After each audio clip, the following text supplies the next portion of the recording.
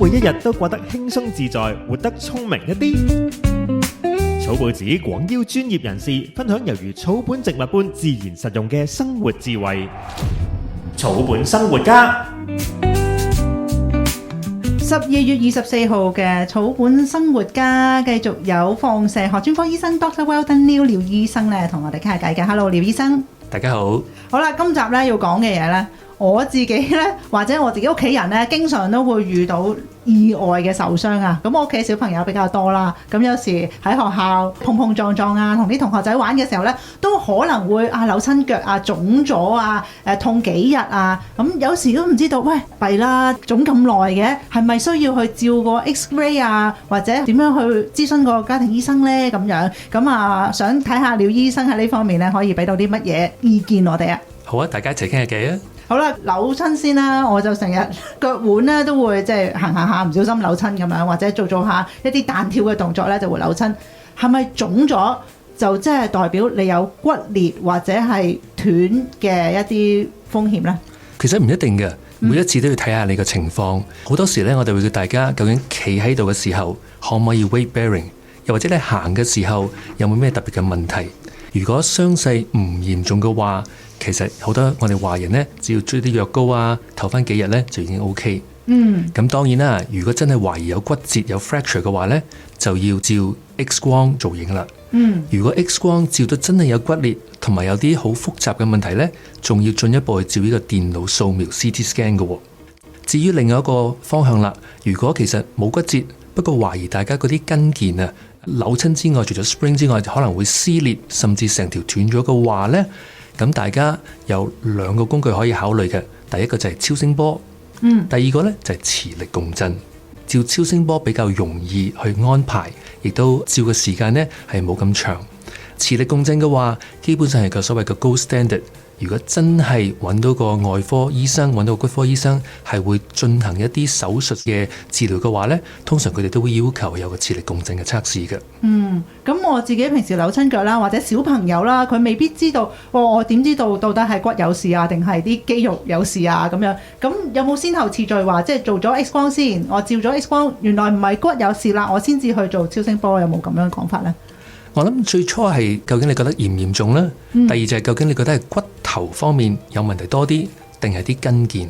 如果骨頭方面呢，就用 X 光埋手；如果係筋腱方面呢，就由超聲波開始。係咪都 feel 到㗎？即係自己大概都 feel 到底我骨有冇事，定係個肌肉有事咁樣？除咗摸落去會唔會有痛之外呢，大家企喺度可唔可以支撐到呢？同埋行路嘅時候有冇呢個步行嘅 balance 嘅問題？咁當然啦，如果有懷疑，都係睇翻自己嘅家庭醫生啊，或者兒科醫生係較為穩陣啲嘅。好啦，咁呢啲手手腳腳呢，都會係我覺得啦，屬於比較小事啦。撞親頭呢，就真係大件事啦。咁有時真係唔小心，我有一個朋友呢，啱啱喺佢讀 high school，就話開咗個 locker 門，一踎低起身呢，咁就咁樣撞咗，就起咗個瘤咁樣。哇！跟住呢，做阿媽嘅擔心死啦咁樣，咁啊即刻帶佢去睇醫生。咁呢啲情況呢，即係佢又話懷疑驚有 concussion 腦震盪咁樣。咁點樣去觀察先至可以減低自己嘅憂慮呢？大家如果有仔女係讀書，無論小學、中學呢，都其實每一年都會再提醒翻 concussion 腦震盪呢個好大嘅題目。大家要留意到腦震盪呢，好多時都話無論 X 光、磁力共振、電腦掃描，其實都照唔到有關腦震盪嘅傷害嘅。因為基本上就係話，當你個頭骨同個腦有少少碰撞嘅時候呢，係有啲其實係醫學影像見唔到嘅問題。不過，如果大家見到你個仔女或者學生係情況越嚟越差嘅話，例如話去重複去嘔吐啊，頭痛情況越嚟越多啊，或者其他嘅手手腳腳有啲更加大嘅問題嘅話呢，就應該要去睇醫生。通常佢哋就會幫你照一個電腦掃描 CT， 睇下會唔會有骨折啊，有冇流血嘅情況。再進一步呢，就可能需要照一個 MRI 磁力共振。不過咧，大部分嘅腦震盪咧係唔需要照醫學影像嘅。咁照到之後咧，其實腦震盪係咪唔係好容易醫翻？好多時都話你自己休息，靠你自己去痊愈嘅咧呢樣嘢。應該咁講，如果腦震盪裏邊係冇出血，亦都冇一啲結構性嘅傷害嘅話咧，其實係靠時間幫大家去痊愈嘅。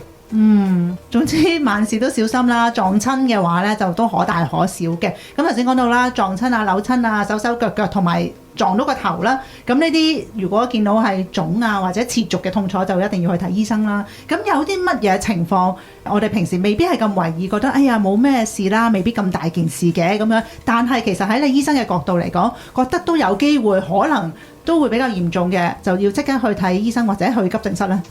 我諗最 obvious 嘅大家一定要知道就話有啲硬物如果穿刺到入身體體內，所以我哋英文係 penetrating wound 嘅話呢，咁應該就係唔好自己處理啦，一定要急症室啦。係又或者大家個關節頭先話講個腳踭啊等等，明顯地係移咗位。咁你知道唔單止骨折，仲有可能咧傷害到大家嗰啲血管啊、神經線咁樣咧，亦都唔應該延遲，應該盡快去急症室嘅。講到頭骨嘅話咧，如果你見到個頭骨唔單止破裂，仲有明顯係凹咗入去嘅話咧，我哋英文所謂嘅 depressed skull fracture 咧，亦都有另外一樣嘢，大家唔應該延遲嘅。咁當然啦，如果見到個病人係神志不清啊、懷疑中風啊，或者啲人呢個頸啊、背脊呢係明顯你會懷疑佢有脊椎或者脊髓受損嘅話呢，都應該盡快去急症室診斷嘅。好啦，咁頭先講到呢硬物刺入去身體啦，咁係咪譬如可能慘咗釘啊，都會有呢個風險呢？係咪因為個傷口未必好大嘅，咁但係其實都有一定嘅風險喺度呢？當然啦，刺入個身體嗰個位置好緊要啦，個部位，譬如話係踩咗去口釘，好似你話喺個腳嗰度嚇，咁想話可能自己去處理咗佢。不過要提翻大家咯，慘咗個釘嘅話呢，大家應該打翻破傷風菌嗰啲針先得嘅。咁因為呢，隨時嗰個口釘呢係有啲唔乾淨嘅嘢嘅話呢，就好容易染到一個破傷風菌嚇。咁記住唔好忽視呢樣嘢嚇。